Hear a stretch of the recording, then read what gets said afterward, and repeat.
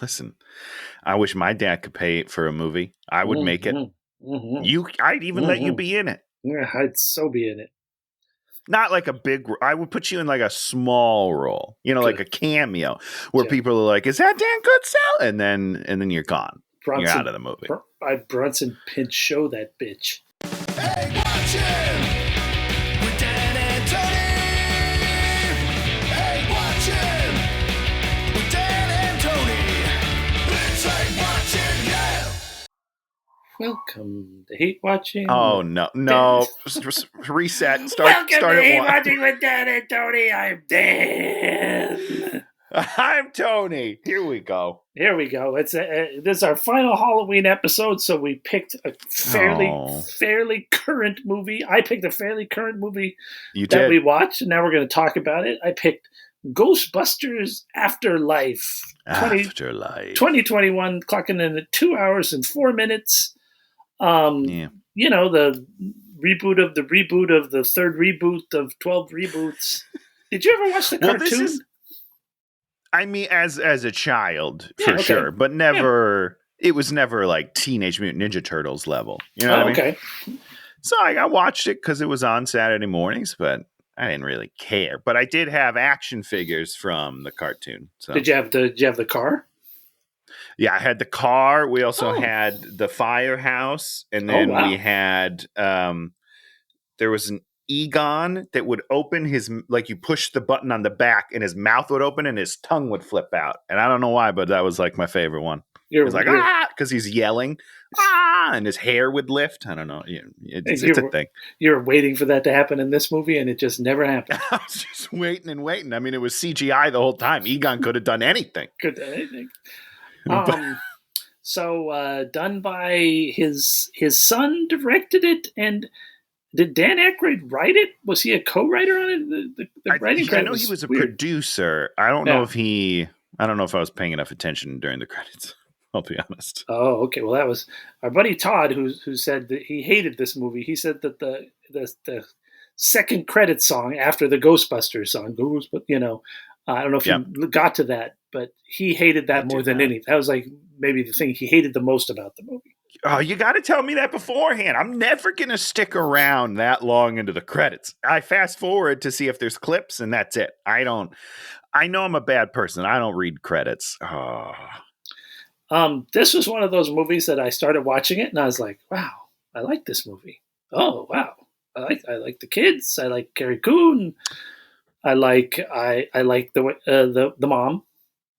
Okay, yeah. I love. Let me rephrase that. I love her.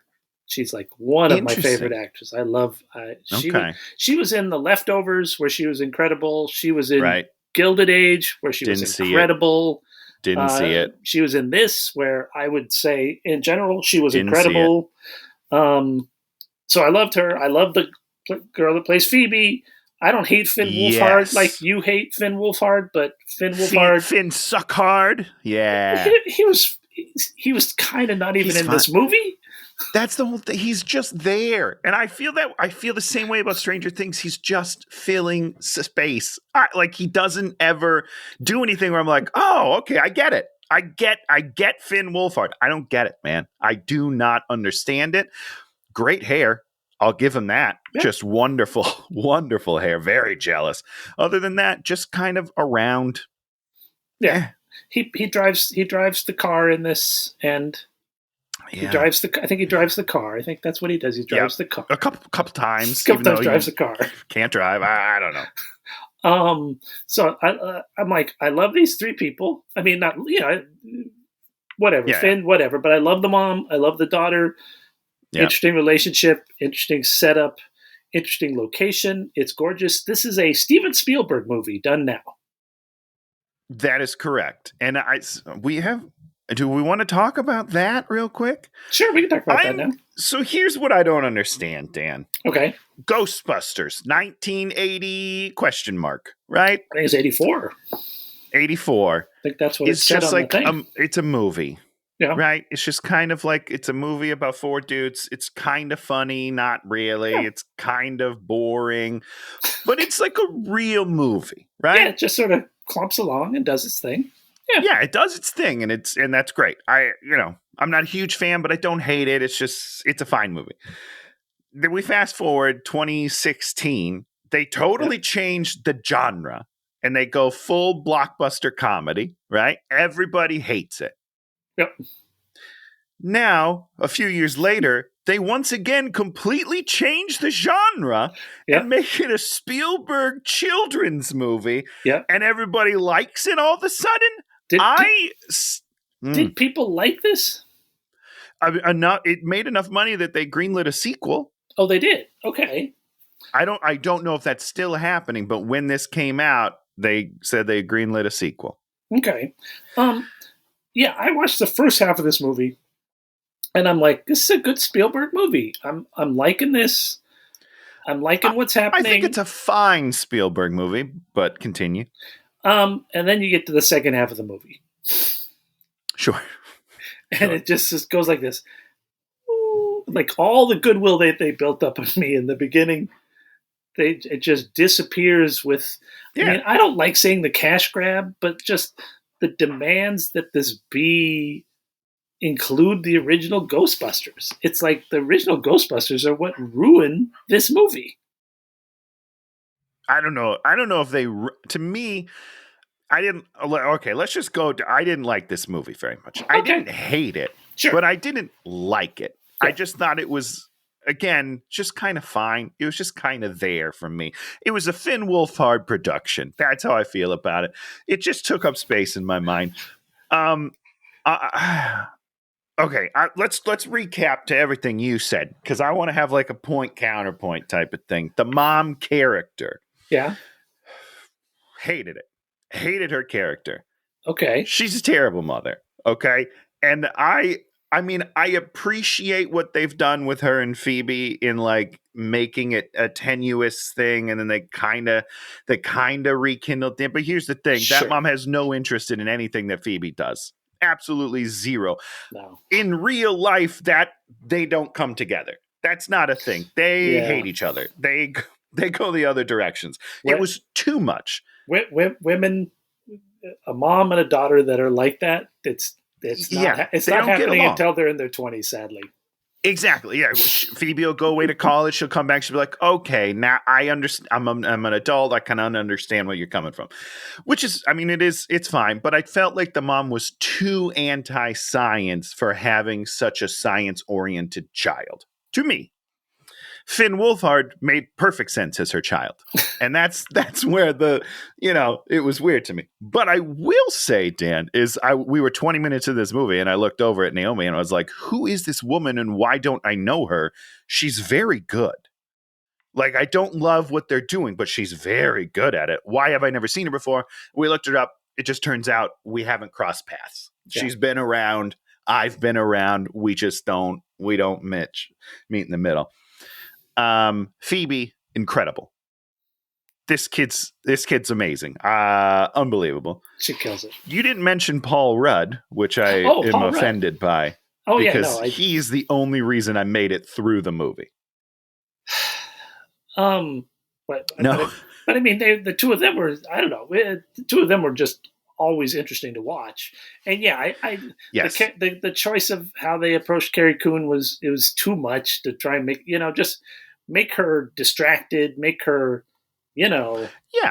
as opposed to being, there was like, when Carrie Coon has hateful conflict with you, it makes you feel very sorry for the one person, because you're like, oh shit, I would 100%. I would not want her angry. It's real. It's real. Yes. You're just it's not like, I'm sure I've told this story, but I was in Guy Stevenson's class and we were doing family dinner night. Yeah. And everyone, that's an improv game in which you all play a character with a family at dinner, and there's a secret or an uncomfortable, that's the suggestion. It's like either a secret or an uncomfortable moment. And he told me to play my father. Oh, Jesus Christ. And so I did. I played my father. I didn't play comedy. He was like, I want you to try something different. I want you to try to play your father, because he knows. Anyhow, it doesn't really matter. I don't have a great relationship with my father growing up. We do now. So I played my father, and at the end of the scene, he pulled me aside by myself. And he was like, "You can never do that again." I was like, "What do you mean?" He's like, "It was too real. Like everyone was uncomfortable. Your castmates were uncomfortable." And he's like, "You got too mean." And I was like, "Well, you told me to play my dad. I played my dad. I don't know what you want from me, guy." So it's just there are people that when they play that, it's too real, and it's like there's no coming back from it. It's just you're gone. You're on the other side, and it's too hard. And I think that they needed to thread that needle a little bit better. Yeah, she was great. Again, I will say it a million times. She was amazing. I want to see her in something else, so I will go back and watch something. But it's too much. It's too much. Yeah. So we'll get into the movie. We start off. A Shandor Mining Company truck roars out. Dude has a ghost trap. He crashes in the cornfield. He runs. He gets to his house. This invisible ghost attacks. He detects it. He goes inside. He sits in a chair, and then the chair kills him. Yeah, that's about an approximate summation of what happened. And this is during when you liked the movie. This is the goodwill that they're building up for you. I mean, there was just there were a lot of questions I didn't quite understand. I mean, it looked great. The whole movie looks great. Let's be clear. Like visually, they did a wonderful job. Yeah. I recently, just yesterday, decided to listen to a podcast with the production designer of Ghostbusters. This movie. He was on the Go Creative show. Go follow that. Listen to it. It's great if you're into film stuff. And he spent a lot of time just talking about the world that they were building and like how Jason, is that the director? Jason Reitman or whatever? Reitman. Yeah. He really wanted everything to be very practical so that when they actually went to the CGI, like you believe it a little bit more. And I think it worked really well. I think the whole world is wonderfully lived in. It's a very visually appealing movie to me. And they take a lot of the stuff from the first movie, like when the big whirlwind is sort of occurring over like the farmhouse, and it looks so much better than the 80s movie. You're just like, they took that and they made it look even more real. Not the 80s movies has some good look stuff to it, but you know, they made that movie on a budget. They were boom, boom, boom, boom, boom. That movie happened. Okay. So this whole first scene, I didn't like it. I was like, okay. You knew who it was though, right? Like immediately? Well, I knew, of course, everybody knows. Okay. Yeah. I was just wondering. Yeah. So boom, we meet Phoebe, the daughter. We meet Carrie Coon's mom. She's super hot, of course. And they're out of money. Her dad is dead, so that's Phoebe's grandfather, which was Egon. And then they're gonna have to go to Oklahoma, a place called Somerville, and basically move in and live there. So, they immediately get kicked out of their apartment and somehow immediately uprooted their lives and have driven across the country from somewhere. It's really nice timing. You know what I mean? Like she's getting in the second scene, she's getting the eviction notice, and he's like, "As soon as you leave, I change looks." And it's fine. I get it, but it's a little on the nose, guys. Yeah, it's seriously pushing these characters to it. There's a lot that happens basically, as opposed to just having her have to go to the farm and then the kids get into trouble and find everything out. There's no reason for them to have to live there. They say they're going to stay the week. Does this movie even take longer than a week to happen? But there's school and everything else. That's true. I guess she has to go to the summer school or something. Yeah, the mom knows they're going and living there forever because they have. But do we have a reason that Phoebe even goes to summer school? There was a line. I didn't write it down. Oh, there was. I must have missed it. And it because she's very smart and she doesn't seem to get in trouble. Why is she in summer school? It was a fraction of a second because the truth is, she would want to go to school. I mean, I as a child, they're like summer school. I'm like, yes, please. No, really, Dan? Oh yeah, I love summer school. Okay, it's school. Nerd. It's school. Who doesn't like school? Me. I did not like school. No, every day I'd get up and be like, I get to go to school. Wow. Yeah, no, we were very different. I woke up and I was like, I can't believe I have to go to school again. Why does this happen almost every day? I learned nothing. I liked the social aspect of school. You know, like it's because, and more, even more now that I'm an adult, and it's like, you never have that community again, where it's just 100, 200, 300 people your age doing the same thing, hanging out every day. You all have the same problems. It's nice. It's nice, you know, but school is dumb. Unless you sign up for lots of improv classes. And then you have no friends? Is that what you're saying? No. When as an adult, you can sign up for lots of improv classes and get the same thing again. I mean, you can try to find your community later in life, but I think it's harder. You know, I think it's much harder. We're very lucky, Dan, you and I, that we know each other and that we're both so amazing and cool and talented. It is lucky you get to know me.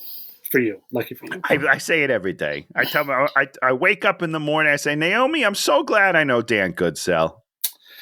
So, boom, we start walking around the house. There's crazy stuff everywhere. Phoebe has to pick the lock to get in, so we're setting up her lock-picking skills, which was a nice moment to me because she had a lockpick set on her, and I was like, that's an interesting character choice. You know, she just carries it around. I liked it.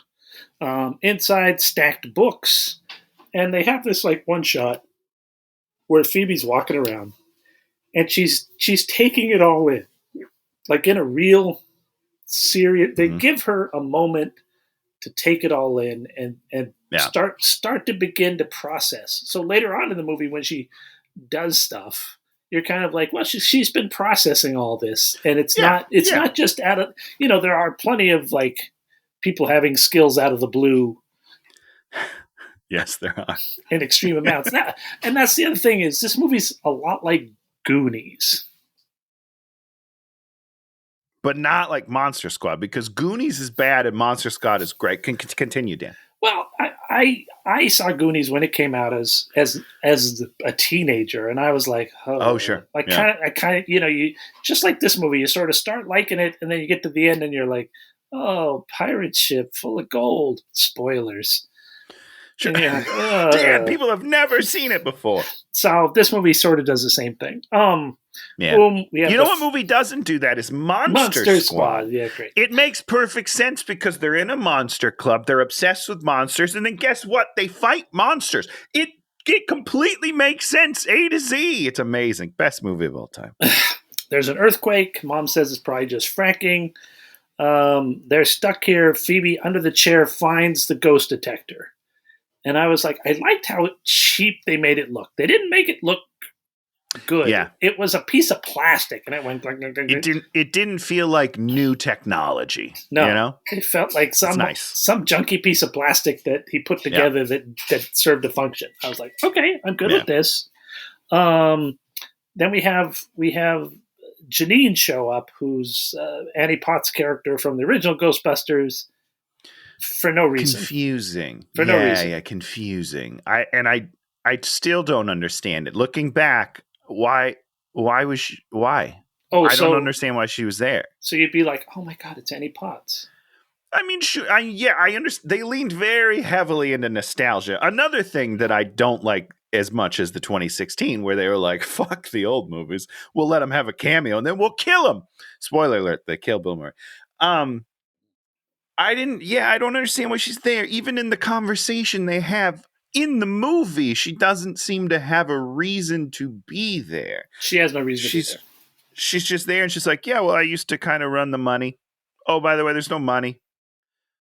And then she leaves. And then they never do a callback. They never have to get... They never talk to her again. Nope. I don't understand. Doesn't make any sense. Why didn't they just have her answer the phone at Dan Aykroyd's shop? Like, keep it like, yeah, she still answers the Ghostbuster phone. I don't know, dude. It was weird. Does she live in this town? Why would she live in this town? Why would she leave? Idea. Why is she there now? I don't know. We don't know. Great stuff. And we never find out. Boom. We go for dinner at the local diner, outdoor diner place. Finn sees cute girl named of Lucky who works there. Then that's sort of his subplot is sort of getting on with her. His name is Trevor. Classic kids. Yeah, Trevor. And then we set up that Egon was known as the dirt farmer, and then we sort of do this joke where, doesn't do any farming. I don't remember. What was the joke? I don't really remember. I mean, that's the farm, is that he doesn't grow anything. So Yeah. he's just, but he always is doing stuff on the land. So he farms dirt. Yeah, so it's like, okay. I also think doesn't make any sense is outside his farm, he has a bunch of sort of religious slogan things up there, like sort of Bible verse things, which Now, doesn't make any sense Did he exactly. put those there, or did other people in the town put them there? I don't know. I don't know either, and neither does the movie. I think they just thought it was an interesting visual, because I don't ever see a reason for that again. It didn't make much sense, but it gave you some visual appeal when you pulled up to the farm, which you're like, because they also wrote dirt on the side of one of his buildings. Yeah, I don't know why. So I guess it must be the townspeople. It doesn't make any sense. But you did miss my favorite part of the movie already, Dan, which is in the diner. Okay. Yeah, it's in the diner. Finn Wolfhard hits on the girl. Yeah. And then she kind of rejects him, not totally, but she kind of brushes it off. And then we cut to the kitchen, and there's these two goofballs in the kitchen, and they're just kind of commenting on the situation. I was like, who are these guys? I want them in the movie way more. They're very funny. And then we don't. I mean, we see them, but they never have another scene where they can just quip with each other, and I thought they were very funny and played off each other nicely. They say they make fun of him. They make fun of him outside. Some kids make fun of him. It's by them, and then later on when they go on the date field trip, they say some more words. Which, they make a joke. They get another. I think they get in one more joke. That was your favorite. Hey, listen. That was not your favorite part of the movie. That's my favorite part of this movie, Dan. It's not a great movie. Oh, no, you're right. It's my second favorite part. I do have another favorite. There's a very good scene in this movie. One good scene in this movie. We go to the first day of school, summer school, because Finn's going to summer school too.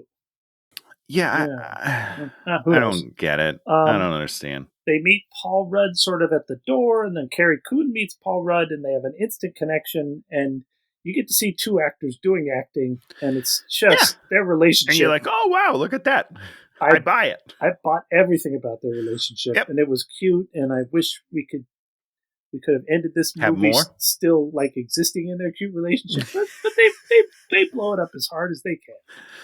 Yeah, classic. We're almost to my favorite scene. Good stuff. His name is Chad Gruberson, which is like a joke. Like a joke. That's a great quote, Dan. He's not teaching the kids. He's just putting on horror movies. He puts on Cujo, makes a couple of jokes about it. Which, not allowed. I mean, I love it. It's just not allowed. I wish that my teacher would have put on sweet 80s horror films when I was in summer school. I wasn't in summer school, but, Phoebe sits down next to this kid. This kid starts podcasting her, and I was like, oh my God, this is like kids doing a podcast. And they have a nice little interchange, boom, boom, boom. And then he's like, who are you? And he's like, my name's Podcast. And I was like, yeah. Okay. What? He's cute. I liked him for the most part. Yeah, he's nice. Boom, there's an earthquake during Cujo, and we go to a back room, and we find out that Paul Rudd is a seismologist. Yeah, which doesn't really ever come into play much, but, I mean, I don't know. This is my favorite scene, by the way. Oh, it's very cute. He explains earthquakes to her. She's all like, "What? Of course I know that. What do you think? I'm an idiot?" They both have those moments. That's what I liked about it. It's not just her being like, I'm not an idiot. Like, I understand these things. And then he's like, I'm using the triangulation, blah, blah, blah. She's like, are you using 3 of them? And he's got a nice moment where he's like, I know how many sides are in a triangle. Yes. I wish that the movie was more about these two having scenes together, because they play off each other really nicely. Really good. And that would also lead into great things with his relationship with the mom. We had a nice core setup, and we just were like, nah, let's do some other stuff later. And she tells a terrible geometry joke. He does an obtuse Yeah. thing. Yeah. She says, It's really nice. I figured you for a football coach. You were like, oh, what a beautiful bird. Just like, Yeah. nice bird. Yeah. It's good stuff, man. Yeah. This one scene is very, very nice. Yeah. And then they don't really talk the rest of the movie. I think there's like one other scene where they even have an interaction. Everything else is them talking about each other remotely. It's very weird. It's really true, isn't it? Yeah. Yeah. Trevor has now gotten a job at the diner place. He's doing inventory. The hot girl lends him her jacket. We're like, okay. Here's my problem, Dan. Finn, good old Finny Finn, he applies for a job. He lies about his age and says he's 17, but he's actually 15. You telling me that he applied and got a job without showing his driver's license or some sort of form of identification? That doesn't make any sense. How do you get a job? Maybe a social security number. People have to know who you are to get a job. I mean, it's been a while since I've applied for a job, but I'm pretty sure that's how it works. They probably paid him under the table. They don't care. You saying this is an illegal job? Yeah, sure. Cash under the table? He's not paying taxes? This guy's got it all figured out. Yeah, it's good stuff. Wish I didn't have to pay taxes. This is what I'm worried about. This is not a proper job interview. I do not agree. It's not. He shouldn't be working at the diner. Yeah, and they have nuclear reactors laying around everywhere. I think the suspension of disbelief of him getting a job. That's where you get hung up, Dan? Oh, boy. That I believe. Oklahoma. So Phoebe's hanging out with podcasts, doesn't believe in ghosts, and then he's all like, let's go to the mine. So they go to the mine. We find out that they mined selenium there long ago. They closed it because of suicides, and then we see this big bas relief of old stone peoples. Now, Dan, did you understand this? I felt really stupid during this. I don't understand the setup. What don't you understand? Is that bad? What don't you understand? Any of it.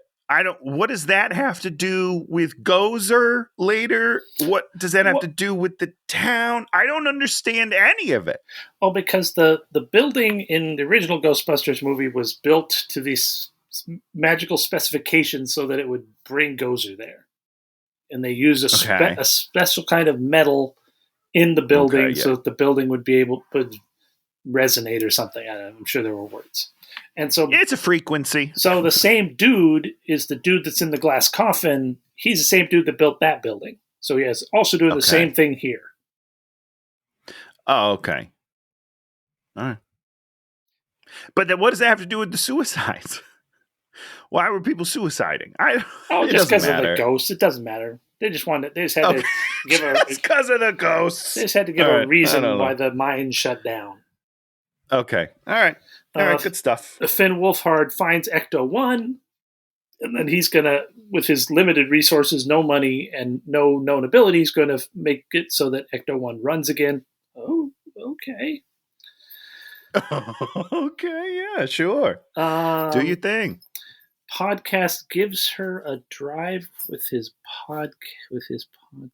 Gives her she's like, I'll have to give it a listen sometime. And then he just pulls out a thumb drive with all of the episodes. He's like, it really hits its stride in episode 46, which is like, I get that it's a joke, but I feel the same way, podcast man. Like, I get it. When people are like, hey, I should listen to your podcast, which never happens, by the way, I'm like, don't listen to the first 30. Don't do it. Our quality's not great. We're getting better every day. Who's our quality? Yeah, our quality. Except for here's the problem is that some of our best episodes were fairly early. Yeah. Mac and me? Oh, boy. I killed it from day one. I don't know what you're talking about. It's not about your talent, Dan. So it's just about our setup. The two of them are now friends. I'm like, okay, that's cool. They're going to be lab partners. Yeah, of course. Phoebe's getting ready for bed, and we see that there's a chess game going on, and she literally starts playing chess with a ghost, which we figure out pretty quickly is Egon. So Egon's ghost is sort of there to sort of give them some clues, and she detects him, and then he leads her to the chair, and then to the floorboards, and then she opens the floorboards, pulls out a ghost trap. didn't he have a ghost trap with him when he was running? And where did that ghost trap Correct. go to And when he's he dead? was holding it at the door for sure. And then he ran inside and sat in the chair. So I guess he hid it, in between them. There it is. Boom. Okay, we go back to school. She's got the ghost trap.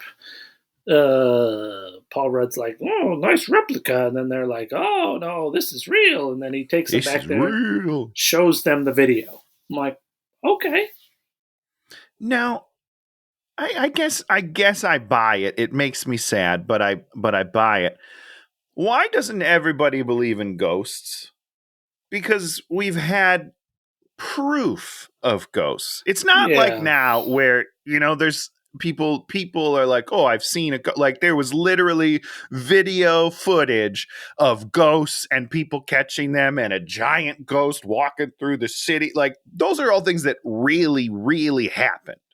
You should have massaged the line of I don't believe in ghosts. You should have said something like, yeah, there's weird stuff that happens, but I don't think it's ghosts of dead people. Right. Say something like that. I don't know.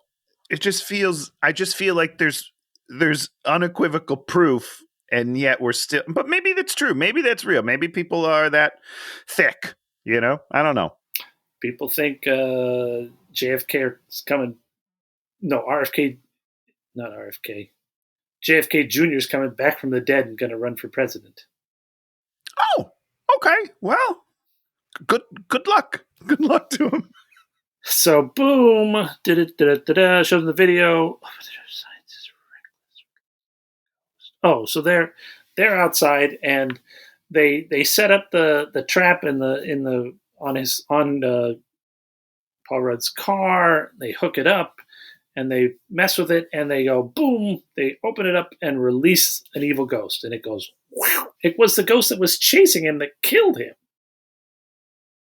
It does seem that way, yeah, right? The one from the chair. Yeah, that's kind of weird. So it's very weird. So Paul Rudd has almost killed these children and released the ghost, which doesn't really have any consequences other than breaking his front windshield.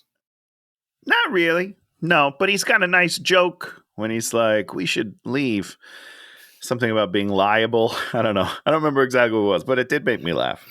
So he drives them home with the broken windshield. He's like picking windshield out of the windshield as he drives. Yeah, tossing it up over the car. Yeah. And there's just stuff like that in this movie that's so good that you're like, I just want to see that whole movie. I would love to see that movie. Where we don't have to morph back into the original Ghostbuster movie, which is the second half of this movie. Yeah. We go inside. Podcast finds the Aztec death whistle. Do you want to talk about the Aztec death whistle? I mean, I like how hard the child actor is blowing when he does the whistle. Like I don't know if you've ever used a whistle, Dan. You generally don't have to blow that hard, but he is going for it, and I appreciate it. Good for him. He's got a bright future. And the noise is horrible, and it was it's awful. It was jarring. Boom, boom, boom. You brought them home. He's also, yes, I'm also an escort. It's a good little joke. And then we do the crudeness. The podcast says, I think Gruberson's trying to bone your mom. What did you think of that line? Is that too far? It sounds like something that I would say, and I don't have any evidence that Podcast is the type of person that would say that. He would, I mean, I'm not saying he wouldn't say, hey, he's trying to get with your mom, but he wouldn't say bone. Bone was too much. Too far. Yeah, I would say bone. You would. Because I'm not a great guy, but Podcast is never blue. Like that's not his thing. I would say get jiggy with. Because you and Will Smith, best friends. Oh, Will Smith. Podcast then looking through a book, finds the demon, and we're like, oh, the demon is Gozer. We're doing Gozer again. We're doing the same thing again, right? I don't understand. We're doing a Keymaster. We're doing all that again. We've already done it, and here's my problem. I love Paul Rudd. I love him. Yeah. He's no Rick Moranis. Well, it's completely different. Well, sure. We want, Which I guess you have to do. we want Rick Moranis to turn into a dog and be that thing. We do not want that to happen to Paul Rudd's character. We don't want to lose Paul Rudd's character. No, he's the best. He's one of the best two characters. He's one of your two characters. And when you throw, Rick Moranis' character, we're not like, if they'd have turned Bill Murray into a dog for the second half of the real Ghostbusters movie, people would have been disappointed. Yeah, you're upset. 100%. You're throwing him in the trash. Okay, boom. Trevor and the other kids go up the mountain. They look down the elevator, and they see terrible things at the bottom of the pit. There's a big booming, and nothing really happens. Well, something comes out, doesn't it? Yeah, one thing flies out. Actually, one thing. Yeah, I don't know. Yeah, boom. I don't know. Back at the house, Gruberson's like, "Oh, look at this ancient map of Somerville. I want it." Doesn't she give it to him? Doesn't she say you can take that? And later, she's like, you can have it. But later on, Phoebe and the kids have that same map. Well, what he does, she says you can have it, but then doesn't he say, wouldn't Phoebe want any of this stuff or something like that? I think he mentions Phoebe in that scene. I don't know. Okay. I don't know. It doesn't really matter. Phoebe's back with the ghost thing. She's testing. The ghost leads her down. She slides down the pole into the secret lab. There's specimens. There's uniforms. There's his glasses. There's a model of the house. There's a proton pack, which she fixes with the ghost's help. The ghost, is like, she's like, it's missing these things. And the drawer opens and she puts them in. And she's got a working proton pack. Yeah. Yeah, it's fine. I didn't like the needle nose pliers joke. Do you remember that? Yeah, why didn't you like what was the needle nose? I remember she used. Well, they were right pliers in front of her, Dan. Yeah. She's like, I need needle nose pliers. And then the light moves 6 inches and they're in a little cup right in front of her. And I was like, Phoebe's a smart kid. She would have seen those. I didn't like it. Wow. First the job interview, now the needle nose pliers joke. Well, listen, if you want to make a real world, guys. Sheesh Louise. Mom goes, Don't ever question my girl's Phoebe's brains, okay? That's the one thing you can't do. She's smart as a whistle. Mom goes on a dinner date with Gruberson, or she's going to go on a dinner. He asks her on a date. Next day, they go out to test the proton pack. Boom! They destroy the whole world. Then they hear a noise. Destroy the whole world. Yeah. They hear a noise. They go to this building and they go inside there. They find their first ghost, and I'm like, oh, it's Slimer, and they're like, no, it's Blue, so it's a different Slimer. Slimer 2.0. Yeah, I'm like, okay, Dan. Can I ask you some things about ghosts in this universe? Because I'm not like a huge Ghostbusters guy. Why do some ghosts look like humans? Sure. And why do some ghosts look like blobs? It's called production design. Okay. That's not the answer I'm looking for. I'm trying to understand. Well, like, what is Slimer? What is he? I didn't ask that when I watched it as a child, but what is he? I mean, if we think about it for a second, which I'm going to think about for a second, he's probably like a personification of the dead person, right? So that person was gluttonous or whatever, and so their form, as time goes by, as a ghost, becomes more and more gluttonous. So you think that it's the age of the ghost that makes it transform from its human form? Because Egon straight up looks identical, right? That's true, because he's good. So if you're a good person, you don't go to heaven at first, but you remain yourself as a ghost. See, that's why I asked you about the cartoon, Tony. You watched the cartoon, so they probably at some point addressed that with Slimer. They probably like, Slimer. You think that's what they were doing in the cartoon? Probably working on the whole mythos. Just really filling out the world here, explaining all of the intricacies that they couldn't cram into an 80-minute movie. You're right. You're absolutely right. Because in the Ghostbusters cartoon, Slimer's like their companion, right? He just hangs around with them. Best friends. Yeah. He's around all the time. Yep. I don't know, man.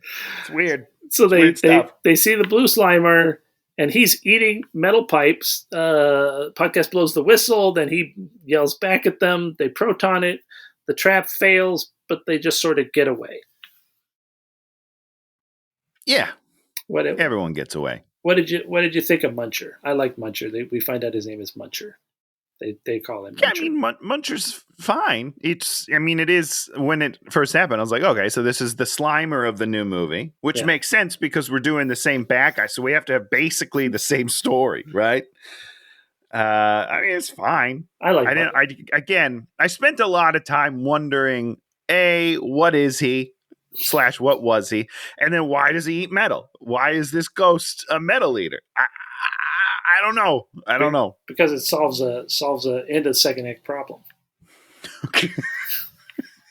Well, you're right about that. That's good. Boom. They're so lucky that worked out. Trevor's working on the Ecto-1. He gets it working, and then he plows out through the wheat field. Now, did you believe that Finn Wolfhard could fix a car, Dan? Me neither. He should have had a YouTube video playing while he did it, and I would have believed it. Oh, God, that would have been perfect, wouldn't it? They just have the It's YouTube such an video. easy fix, man. It's such an easy fix. Fixing the da-da-da-da-da. He leans over, walks back, leans over. I go to the YouTube video. I fixed our car alarm. I fixed whenever I'm putting lights in, I just go to YouTube. I watch YouTube. I'm able to put lights. I've replaced a rearview mirror all by myself. I did all of these things myself. Can I tell you what I had to watch a video on? No. How to change the battery in my key fob. I said no. I had to watch a YouTube video to understand how to open my key fob to put in a new battery. I couldn't get it open for the life of me. Turns out there's a little button you got to push a pin into, and it unlocks the whole thing. Oh, that's cool. Oh, I was mad that day. That's the amazing thing, you know. Yeah, if he'd have you'd have bought it 100%. You need to put that line. You need to put the YouTube video. You got to give us a little something. You got to. It's easy. It's an easy fix. He doesn't. I don't know. Doesn't matter, but it's great. Good job, Finn. Or have him open a cabinet and say, "God damn, why didn't anybody put this fresh battery? Why do you have a fresh battery in this cabinet and a dead battery in the thing? It's just sitting here." See, that's the whole thing is if they hadn't had to waste a lot of time on dumb stuff that's not helping, you could have added good stuff like that. No, really, those are the jokes that mean something, that connect the whole thing together, and you're all like, do you know what the girl that Finn Wolfhard, do you know what her name is? In the movie? In the movie. Roxy? Lucky. Yeah, I think you've already said that in this podcast, and I still forgot it. It's a terrible name. It's not a name. It's terrible. It's not a name. It's a terrible name. No one would actually name. I'm sorry. I hope nobody listening to this is named Lucky. I apologize. I mean, it's not a name. It's not a good movie name. Trevor. Yeah, Phoebe, or real life. These are names we remember. Lucky, Spot. These are all great names for people. And so what does he do? He peels out through the wheat field. I love that. That was like so it's a fun little scene. Like he's having a great time. And again, like they do some shots inside the car with the sun out the window, and it's just really nice. And it does feel very Spielberg. Like it's very like the awe and the wonder's there for now. For only a few more minutes, though, so you better hang on to that. We're running out of it quick. He peels out, he launches, and he lands on a road, starts going down the road, finds Phoebe and Podcast. They get in. Then we cut back to the date. She doesn't like science, and then Paul Rudd's like, Phoebe's awesome. And then we begin the battle for Muncher. They go after Muncher in the Ecto-1. Yeah. It's a long battle, by the way. It's a long battle. They cruise through the town. They destroy the town. Everything. They're hitting everything with that gun. They have a gunner seat that pulls out. They have a little remote control trap that Podcast can run. Finn's doing the driving. Just immediately. Knows everything about... I mean, this was... It was too much. It was too much. You let a lot of things go, but this kid knew where the trap door was. He knew where the remote, he knew everything. He was a pro. He's a pro with this RC. Everything has batteries. Everything's charged up. Everything works. And you gotta, that one I was like, I'm gonna just let that go. Yeah, because you let it go. We're having fun. We're having a good time. it's a great scene. It's a great scene. It's so good looking. Like whenever the Ecto one goes around a corner and there's tires, you're just like, oh, this feels good. This feels right. Let's keep it up. But what I will say, Dan, is that Finn's character, what is Trevor? Trevor has failed his driver's test 3 times, but he is Tokyo drifting all around town. Okay. It's a little ridiculous. That takes a lot of skill to hit that handbrake and let go at the right time, hitting the gas. It's tough, okay?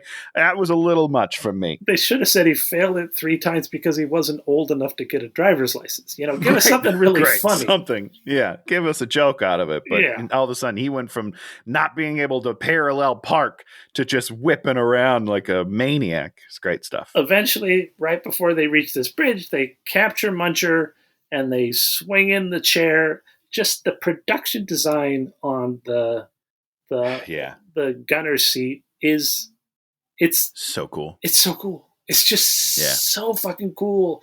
And like the machinery, the machinery looks good and every sound effect on it is perfect. And you're just like, when Hollywood guys get something right, they get it so right sometimes. And then I felt the same way when I was watching The Flash for the first time. That's a joke. That was a little joke on The Flash because they got every single choice they made was wrong. So those are the 2 opposite sides of that spectrum. Did I tell you how I watched Flash? No. How did you watch it? I watched it. Watch it. I didn't. I washed my hands of it. I watched the beginning to a certain point, and then I was like, "Oh, when he like standing there getting ready, and they had to throw a candy bar to him." I'm just like, hits him in the head. Yep, I remember. Yep. I like watched that part and I was like, okay, forget it. And then I just fast forward. I quit. I'm done. I just watched all the Supergirl parts. I was like, I'm just watching Supergirl. I mean, that's the best way to watch that movie because she's great. She's super great. She smokes that movie. The rest of that movie, garbage. Boom. Boom. And then they stop by the mountain and I look up the mountain and he was like, I was here last night. And it's really nice because the mountain's there and you can see the little elevator thing. The well thing, Just a little tiny. I'm just like, there's so many things like that in this movie that you're just like, oh, it's so wasted. And I feel like in a lot of movies, they would do either a reverse shot of the well from the top so you could see the kids or just like a quick cut of it. And I was really glad that it was just subtle. Like, that's just nice. Yeah. That's good filmmaking. It's just, we see it. We're like, oh, shit. Yeah, he was all the way up there. I don't know. I just thought it was a nice moment. Yeah, very nice. They drive back to town. They find a Twinkie in the glove box. They get stopped by the cops. Boom. They're in jail. Podcast excited to be in jail. We find out that Lucky's dad is the sheriff. Who is that guy with the voice like that? I know him. I didn't look it up. I should have looked it up. Oh, he's such a guy, the greatest voice ever. Yes, he does. Phoebe's like, oh, don't I get a phone call? And he's like, okay, phone call. He calls the Ghostbusters number, gets Dan Aykroyd, and I sat there through this call, and I was like, I always say comedians are the best actors because they understand comedy and they understand how they, how to tug at the heartstring and how to say things and how to give information. Sure. Just painful. Every word he said, painful. Here's the problem, right? Is that Phoebe is crushing it. You know what I mean? She is tearing this. Everything. But in this scene, like, she's great. She's doing exactly what she should be doing. And then you cut to Aykroyd, who's not talking to her, and I think that's part of the problem. He's not acting. He's not talking. Yeah, like he doesn't. He doesn't see how she's playing it. I think I'm trying to give him the benefit of the doubt because this scene is hot garbage. Like, you watch it cut between these two people and you're like, how the fuck is this guy even in a movie, let alone 50, 100 movies over the last 30 years? How does he ever get a job? And then there's this child actor who's just like, well, there you go. She's incredible. And I think the dichotomy is really hitting it too hard for me. It's painful to watch. It was rough. Well, they should have actually given them a scene. He just gives a lot of Egon left, Jibber and jabber. he was an Yeah. asshole, and we're pissed at him. And then they're like, Egon's dead, and he's all like, "Oh, Oh man. should have been that shoot. should have been the first thing." She should have said, Yes. Yeah. I'm Egon's granddaughter. He's dead," and he should have just been like, "Whoa." And like had like a real Had a human moment. interaction Made with him, her. made him act a scene, as opposed to let's deliver the information that's going to get us further and a better understanding. It's like we don't care about what I Egon don't did. even think it did, because I kind of already assumed all of that. You know what I mean? Like there was a rift of some sort, and he went off to save the world, and nobody else came with him. We have a later scene where they show us what he's done, and we understand it perfectly through the eyes of the characters that we give a shit about. And it's like don't. And it's just like every time a Ghostbuster shows up, it drags the movie to a halt, and the movie looks like shit. Yeah. Thank you. All right, I'm just looking at the sheriff real quick. Yeah. Lots of stuff. He's worked a bunch. Like this guy's doing great. Obviously, he was in Spider-Man: Homecoming as one of Michael Keaton's shocker guys. Okay. Do you remember that? He's great in that. He was really cool. And then he did a full season of Fargo, which I'm sure was dynamite. Oh, it was probably the Chris Rock one. I don't know. I don't think I made it through that one. And then he was in the Halo show, which we didn't even finish, unfortunately. But yeah, he's working. He's doing good. I like him a lot. Was that like where they're dressed up as robots or whatever? They're wearing the suits and something they have to like leave. I started that show. I mean, yeah, that's kind of it. Master Chief, he's not a robot, Dan. He's just in a mech. He's just got mech armor. Okay? He's a robot. Not robots. Tony. He's not a robot. He's a human inside. He's a robot. He's a robot. Mom shows up. Phoebe goes for the proton pack and thinks about killing the sheriff. Weird moment, right? I mean, it's a really strange moment. She is threatening this man's life. She's going to blow him to atoms. Yeah, it really that took me by surprise. That was pretty wild stuff. I mean, Phoebe would never do that. Phoebe is like calm, cool, and collected. I don't know. It was weird. It was weird. They get home. Paul Rudd and the mom say goodnight, and they sort of say, "You don't understand." They fight. I think maybe mom fights with somebody. I don't know who she fights with. She fights with somebody about how Grandpa never cared about her. Maybe she fights with Phoebe. Oh, it's Phoebe. It's Phoebe. Because Phoebe's like, don't you think he had a reason to leave? And she's like, no, I do not. He was a bad guy. You know, that sort of thing. Now we have Tony's real favorite scene. It's Chad Gruberson at the Walmart. Oh my God. So here's the thing. Ever since we watched Haunted Mansion and you told me how much product placement was in it, I've been in like a hyper trying to notice these things. I didn't need to be. It's just straight.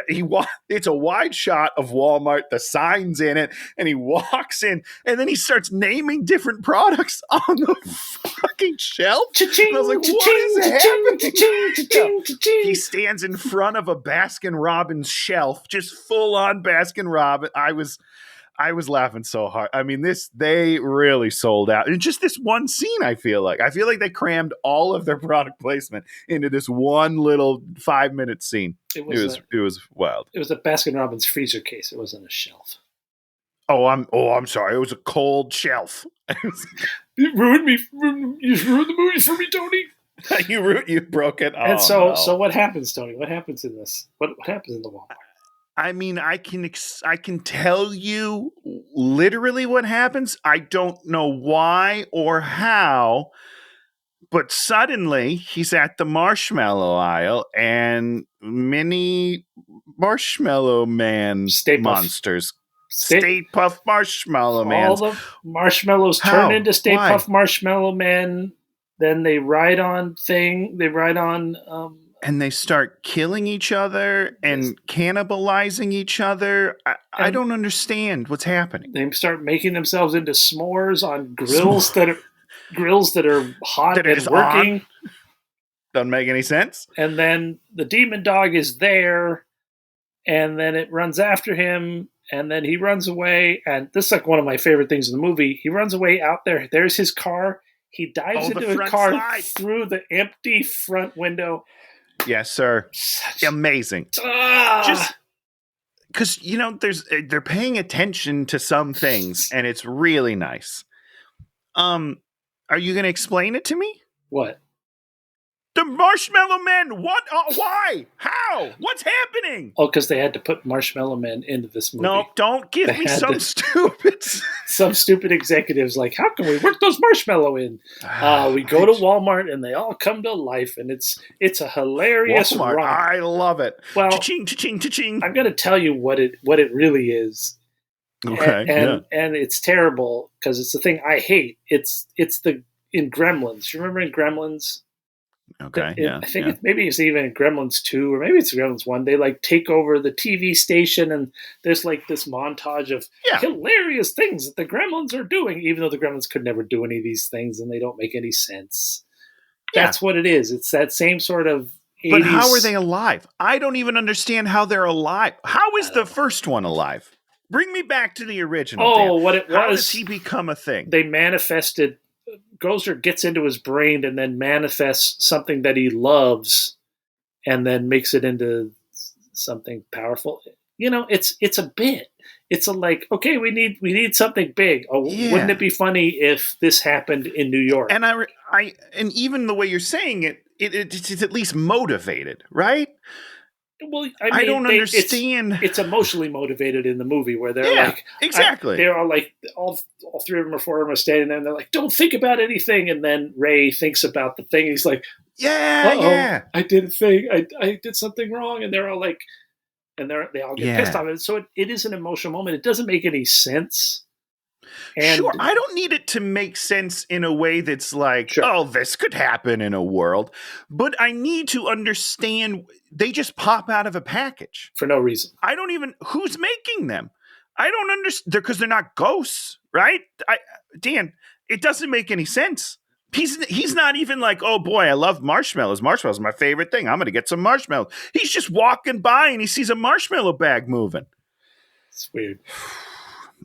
I was pretty upset. I'm not going to lie. It was a terrible scene. And more importantly, there's nobody in the Walmart, and it's just him. It's zero. Listen, I've been to a lot of Walmarts in my life. I'm ashamed to say it, but I've been to a lot of Walmarts. I've never seen one empty. Never in my entire life. There are people there 24/7. Everybody needs something. I don't know. It didn't make any sense. It's just weird. Stupid. It's stupid. Phoebe has the map. She's looking at it. We find out that the guy Evo made this town, Andy made the building, so that's a thing. So they're like, okay, well, let's go to the mine. So they go up the hill, and they go. Did he do them at the same time? I don't get it, Dan. No, I think he did this after, but it doesn't make any sense. After he failed, okay. But he can't, because I think he built that building in the 20s, so he did this in the 20s too. So it must have been that Egon found out he also did this, and so this was like his backup plan, I guess. His backup plan was way better than his main plan, just for the record. So they go into the mine, they go down the thing, and you're like, wow, this is a thing that only happened in a Spielberg movie, where children would get on a fucking mine thing and it would somehow work after 50 years. Okay, whatever.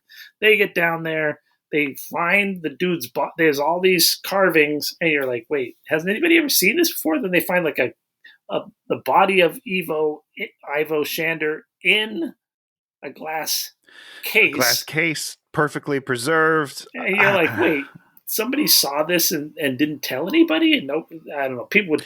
Right. Like, here's the thing, is that this didn't happen 30 years ago, right? Like, Egon just died. Yeah. So social media is a thing. Like, cameras on your phones are a thing. Like, he could have just been like, "Hey, everybody, look at this weird shit." I don't get it.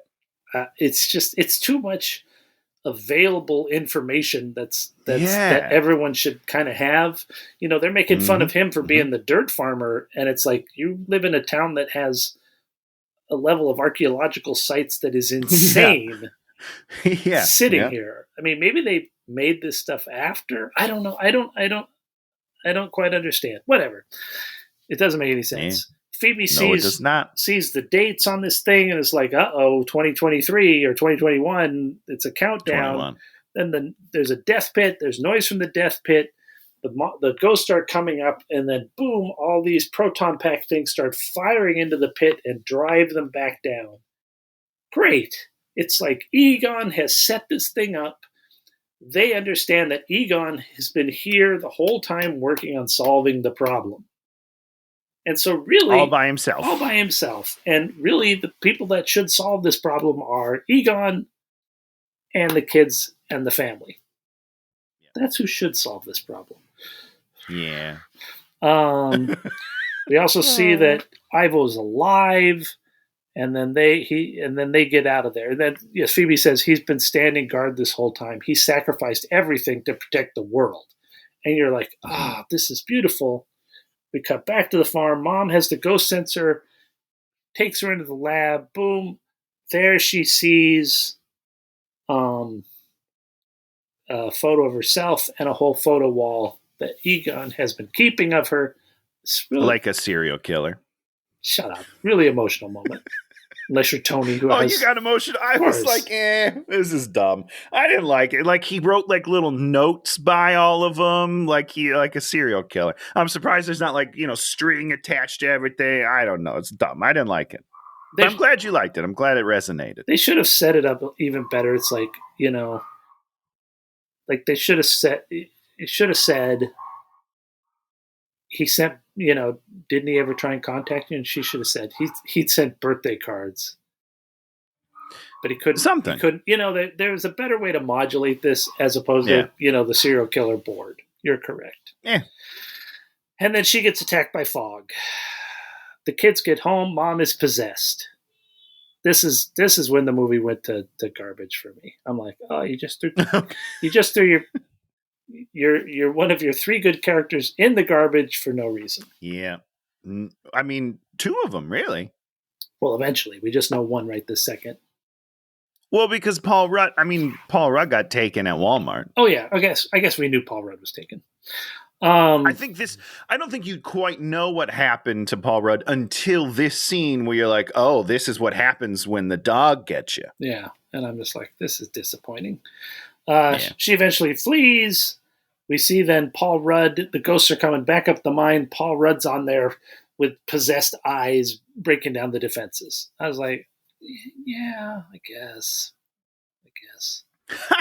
I guess. I mean, if that's what you want to do, it's fine. The kids go back down into the lab. They look at the little model of the house, which we saw earlier, and then Phoebe figures it out that this farm is a trap. It's a big ghost trap waiting to catch Gozer. I'm like, okay. Sure. Wow. Am I really at the end of my notes? No, I'm not at the end of my notes. I mean, it's got to be close. We're almost at the end of the movie. Yeah, we're getting there. Boom. Farm is a trap. Then we see Keymaster and Zool, or Keymaster and who's the other one? There's Keymaster and the Gatekeeper, I guess, something like that. Yes. Yep. I think that's right. They meet up. Carrie Coon's wearing like this horrible dress that's like the dress in the first movie. And then when Zool finally comes, Zool is the same as in the first movie. Now, who's playing that? I don't know. In 1984, when this movie came out, I was 19. I hated that dress that Sigourney Weaver was wearing, and I hated the design. Oh. Who is it? No, sorry. I was saying, to you hating the dress. I thought Sigourney looked pretty good in it back in the day. She was attractive, but you're just like, it didn't make any sense. It just was like, sure. What is the production design on this? And then the Zool thing where she's this white Duran it's weird thing with that's crystals weird on her. You're just like, I don't know what this is. And then they bring back the exact same designs, and you're just like, I don't like this. I don't like anything at all about this. The first time, and I don't love it this time. Sure. So they go, but I mean, listen, they had to stay faithful because they're just doing the exact same thing. So you can't change it, do you? That would be a weird choice. They go to the jail. And then to get the proton pack out of the jail, they release Muncher, and then Muncher eats through the bars. Okay. They go to the great. They go to the wait. Did Paul Rudd and her already have sex? Yeah, I guess they already had sex.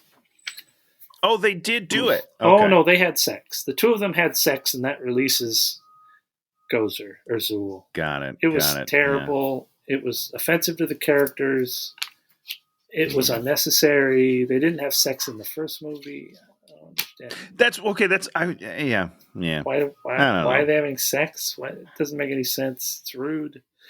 So the kids go to the. It's rude. The kids go to the temple and they're spying on them. Dog's there. Gozer's there. Gozer just kills Ivo. So we put him in the coffin and then we killed him. No real reason. For no reason.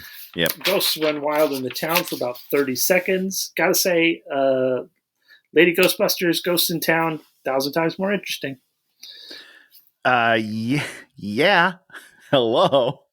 So, just in general, I think. Phoebe's big plan is to go out there and start telling jokes to Gozer.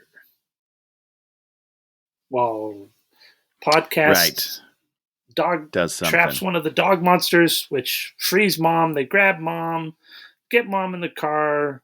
They drive back to the farm. Tornado over the farm. They re-dog Lucky. So Lucky is now the dog. Now, does she have to have sex? I don't understand the rules. You just got to have two dogs sitting around for Gozer to stand there. That's a pretty arbitrary rule. I'm just going to throw that out there, Dan. And then they zap them and they fight and they lose. And then the three Ghostbusters show up and then Bill Murray monologues. And you also wonder if was never able to act. Here's what I'll say. I don't wonder that. I wonder how much they paid him to get him to set. That's how I was like, oh boy, this guy doesn't want to be here right now. I don't know. And then Egon's ghost shows up and then they win. There's a really weird moment, Dan, when Egon is holding the gun with Phoebe. Yeah. Right? Which is a nice moment at first. Yeah. But then they cut to the three Ghostbusters. And then they have Egon in the foreground. And they're like, Winston? Is that it? Am I thinking? Yeah, no, is that his name? Ernie, okay. Yeah. Winston notices him first. And then like kind of nudges Bill Murray. I don't think anyone told Bill what he was looking at. Because Bill he looks, no expression, and then goes back, and then looks again, no expression, and then just looks forward again. I was like, did anybody tell him that he's looking at his dead friend? I don't understand. Oh. Like Winston's got a nice emotional moment when he's looking at him. He's like, oh, it's my best friend. And then Bill turns, and there's just nothing going on. It was very strange. Oh, boy. Yeah, so they've won because the real Ghostbusters came back and shot him first, and then failed, and then unfailed, and then everybody. Teamwork makes the dream work. Oh yeah, and Podcast was in the car fighting the marshmallows to fix something. Oh right, yeah. How did they get there? Why are they in the movie, Dan? They should not be in the movie. And then he comes out of the van covered, just as I'm sure it's an homage to the original, because I'm sure at one point they're all covered in marshmallow goop, right? Yeah, I think so. But he's just hitting little ones. That had to have been 500 mini marshmallow guys because he's covered head to toe. This should not be in there. Take it out. Just take out the whole side plot. It's awful. And then everyone's happy because the Ghostbusters ghostbusted again. And they had the uniforms and they had the proton packs, even though Egon had stolen their proton packs and everything. Dan, we didn't even talk about the uniforms. These kids go into the locker. One of them's 15, one of them's 12, and one of them is Podcast, which I don't know if he's younger, but he's definitely smaller. And they all fit into these uniforms? Egon knew. These are fully grown adult uniforms. Okay, this is ridiculous. Oh, I was so mad. They should be swimming. If you made it so they had to like roll them up and tie them, fine. You want to do some sort of stupid thing like that, do it. But they just kind of fit, that's ridiculous. They should have played the music. Just rolling up your sleeves, tying off your bellies. I mean, come on. Then we have, in the post-credit scene, we have a scene with Bill Murray and Sigourney Weaver that is Pointless. Painful. I vaguely remember him doing that in the original, or something like that. Always right? hitting on her. She got into it at one point, right? I thought. I don't know. Maybe I should have watched it before I watched this, but like I didn't get it. I don't know why it's there. The movie's not even about them. Why is the post-credit scene about them? It doesn't make any sense. Then there's a second post-credit scene. Did you stay for that one? No. There's a second post-credit scene about Winston's character, and he's talking to the secretary. What'd you say her name was? Jeanette? John? Janine. From the first... Janine. Annie Potts. And she's like, hey, you're really rich. And he's like, I am very rich. And he pays for Dan Aykroyd's shop or something. And then he obviously bought the old firehouse again, and he brings the car home. Oh, because he said he was going to. He said he was going to fix. He's going to fix up the car, and then it cuts to the containment unit, which I remember from the original, and the red light is blinking. So I think that's bad. Well, they're making another one, so it's going to be in New York again. Oof. Well, so that's what's confusing, right? Because also the last scene of the movie is New York. Did you notice that? Yeah. They're they're in Oklahoma, and then they cut to a wide aerial view of New York, and I was like, "Why? What?" Well, because Bill Murray in the apartment with her is in New York, I think. Yeah, you're right.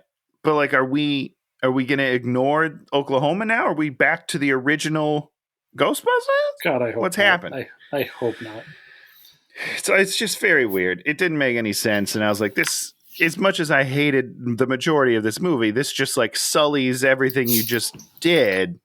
It's very strange. A lot of weird choices here. It's like, make the movie. When you have a new James Bond, just have him be a new James Bond.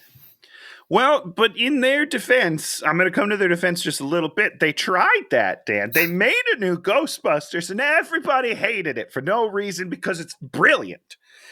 So they're like, well, I guess we got to go back to the original and kind of do it that way because that's what everybody wants. So then they did it, and I hate it more. I hate it way more.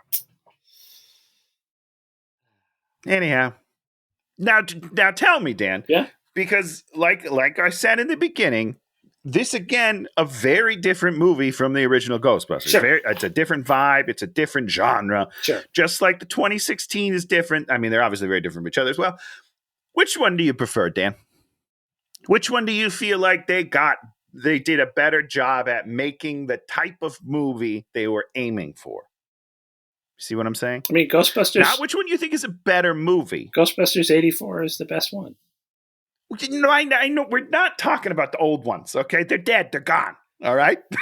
Well, I mean, those movies are over. Which movie would I want to rewatch again? This one. Yeah. This one. What? I did not like nuts? The first one was. I did not like it. It just was like. I love it. It just.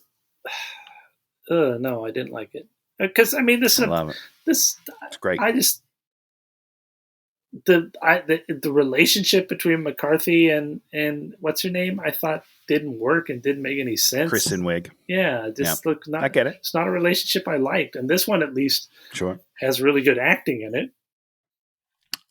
I will agree with you. I mean, I just think out of the two of them, I think this movie fell apart. I think this movie just crumbled under its own weight. No, I think they delivered the movie they were trying to deliver in 2016. They made a pop summer blockbuster, and I think that they did a good job. I think for what they were going for, I think they nailed it. And you can either like it or dislike it. That's fine. Sure. But I think they succeeded, and I think this movie failed in what it was trying to do. If you're talking about which is a better movie as a movie, you're correct.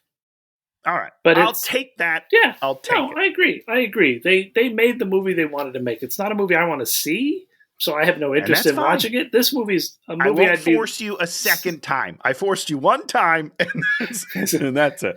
We're going to do our second chances where we rewatch a The movie. second chance. That's right. Oh, you know what? I'm in, Dan. I'll make you rewatch a couple of bangers. God, no. No, there's not a lot of movies in this that we do on this show that I would like. I would rewatch that movie. I mean, I probably won't ever rewatch this movie, but I would rewatch. No, I will not. I would rewatch the scene where they're going after Muncher in the car. I thought that was a great scene. There's some really nice moments, and then the Paul Rudd, Phoebe. Yeah. I wish I knew her real name. Scene in the school is great. Like, there's some really nice moments, but the last 45 minutes to an hour of this movie, I hate. They really throw away whatever goodwill they built up, like by wrecking the characters and by not letting a movie happen.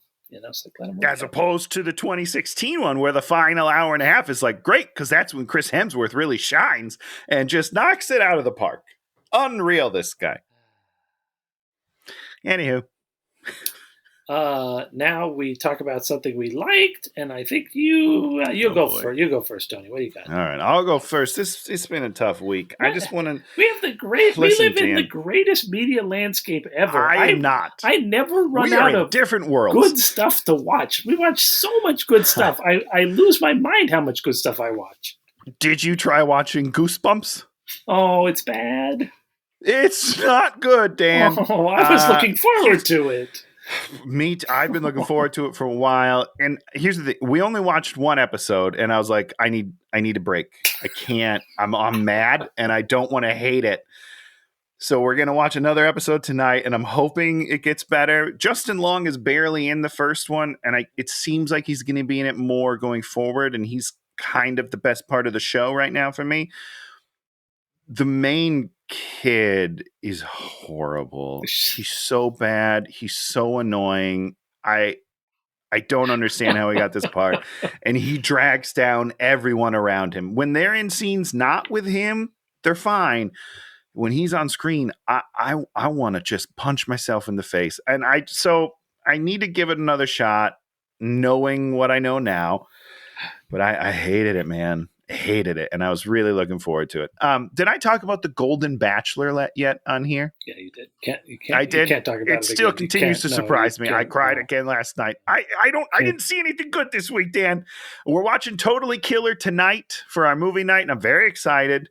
Did I talk about Totally Killer last week? You did. Okay. You did, and I'm super pumped about it. So hopefully it's not like a Goosebumps situation where it's just horrible. I just based on what they did in the first 10 minutes of it, I haven't gone back to it yet because Shannon's like, we're doing a Tony thing this year. I'm like, what the fuck? What are you doing? You're watching one movie a day? She wants to watch Halloween stuff right at Halloween, so she started making a list, and we're working on the list. You say that as if that's not a cool. It's a cool thing to do. Cool kids are doing it, Dan. Yeah. So I watched. I have a laundry list. I watched the first episode of Loki season 2. Holy fuck! Is it good? I mean, it was Disney streaming's highest viewed show ever. That. It's incredible. If I didn't love the first season, you didn't love. Why didn't you love the first season? Is it better? I didn't love it. I don't know. I thought it was kind of confusing, to be honest with you. I love Owen Wilson and Tom Middleton. Like, I love their rapport. Yeah. I think they're great together. Just in general, I was like, this is too much. It's too much for me. It is a thinking person's show. Yeah, I'm out on that. I like Ghostbusters 2016. I don't want to think at all. You have to watch the first one at least, because what's his name's in it? The guy from the second Indiana Jones movie, the kid grown up, whatever his name is. Yeah. Yep. So good in this. Oh my god, he's so good. Okay. Watch that. We watched the first 2 episodes of Fall of the House of Usher. How is it? Is it good? We're starting that tonight too. Midnight Mass is Midnight Mass. right? I don't compare anything to Midnight Mass. That it's my greatest show ever made to me. It's one of the unbelievable. one of the most amazing shows where you're just like, I do not know what's happening. Yeah. So it's not that, but there's some good stuff in it. There's some good stuff. So it's compare it to his other stuff. Bly Manor, a House, Hill House. We got to go back. And then we haven't done Hill House. We just watched Bly Manor. We enjoyed Bly Manor. It was really nice, kind of soap opera-y. It's fun. Okay, yeah. What are we talking about? The alien one on Hulu. What's the alien one? On Hulu. Oh, we already talked about it a couple weeks ago. That was great. Yeah. That was a movie. But that was a movie. It's fun. Usher, I can't say Usher's fun. It's pretty interesting, very intense. Okay. I'm excited. There's a bunch. Right. It's a bunch of terrible, terrible human beings. It's like Succession. Did you watch the kids one that he did last year? Didn't make it through it. We didn't make it through either, so it worried me for this. But you're on board so far. Okay, we started episode 3, but there's some pretty intense stuff in that, so I'm gonna have to watch that by myself, and then Shannon will come back on 4.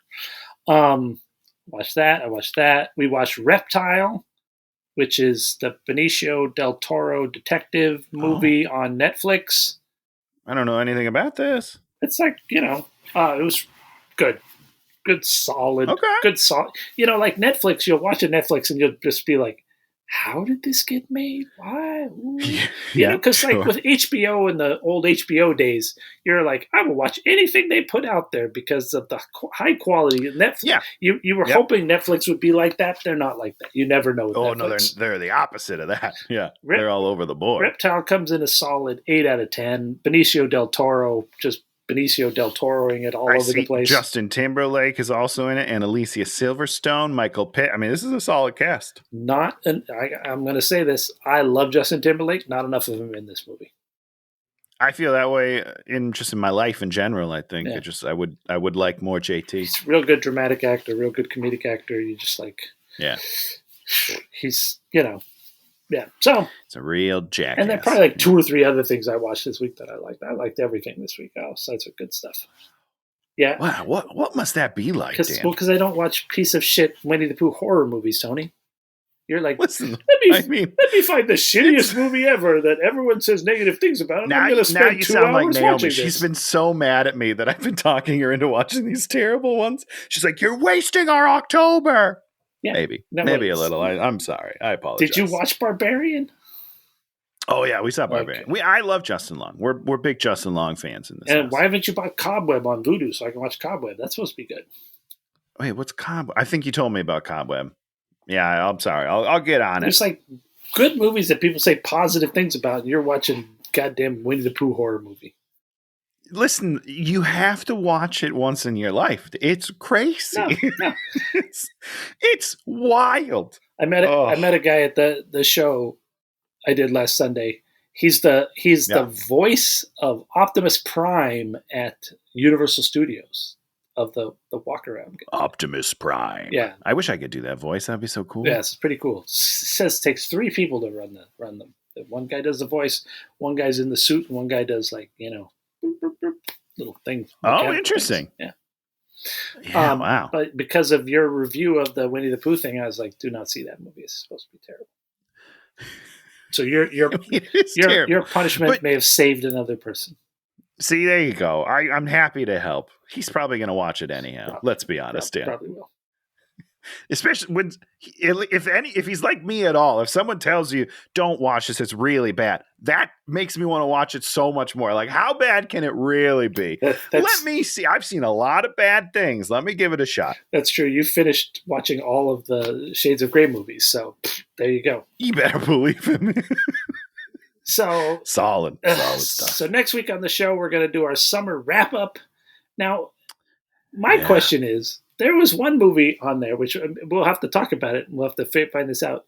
There's one movie on there that we were going to do, then we left off because there was no trailer. It was a Kevin Hart movie that was supposed to... Did that ever come out? Not that I'm aware of, no. As far as I know, it never came out this summer. We'll follow up on it and see what's going on. Investigate what happened with that. So we're going to talk about that, and I don't know what else. We'll just talk about general stuff. It'll just be Well, we have to talk about who won. Obviously. Do you know who won?